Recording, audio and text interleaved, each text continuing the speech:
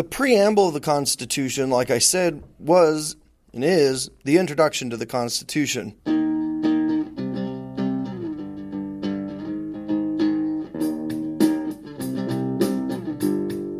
The preamble has never been regarded as the source of any substantive power conferred on the government of the United States, according to Jacobson versus Massachusetts, a 1905 Supreme Court case. When we look at the words of the preamble, we can see some very important things here. First of all, the ever-famous "we the people." The "we the people," that is the origins of power for the government. And we can see this if we look at the sentence without the goals that they list in it.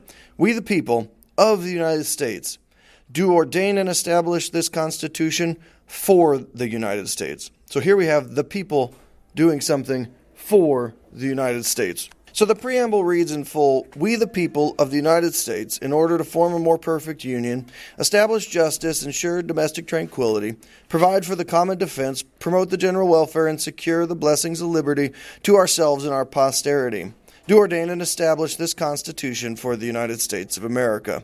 We can see 6 goals outlined in the preamble. Firstly, form a more perfect union. More perfect than the Articles of Confederation, which were either less perfect or were perfect but not quite as perfect as this Constitution will be. The union they're talking about is the union between states, and the reason for the Constitutional Convention was to make the union between states stronger, with a stronger federal government. So this hints at federalism, which will be a theme throughout the Constitution. The second goal of the preamble is establish justice. Justice is talking about providing and administering laws that are fair, reasonable, and impartial. One of the major ways they do this is the establishment of the judicial branch. The third goal, ensure domestic tranquility. I would like to point out the constitutional spelling of the word ensure with an I. Tranquility, of course, is peace. I always think of a tranquilizer dart bringing down some big black bear. And then domestic is talking about in the home, or in this case, in the country. So they're talking about keeping peace and maintaining order within our country. This is a nod at Shays' Rebellion, which was one of the motivating factors to call the Constitutional Convention in the first place. The fourth goal is to provide for the common defense. The common defense, to defend the nation against foreign enemies and foreign invasions, so they can raise an army and maintain it.